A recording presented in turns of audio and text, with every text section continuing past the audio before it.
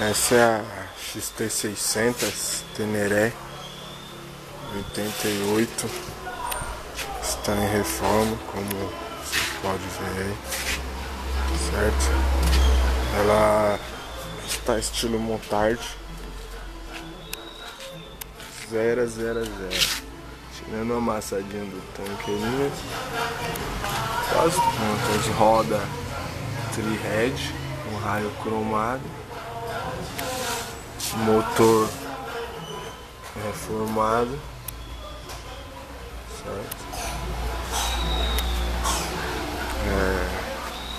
Frente original, só foi trocado o paralama dianteiro. Pretendo mudar o farol também. Na caixa, pode ser sua também.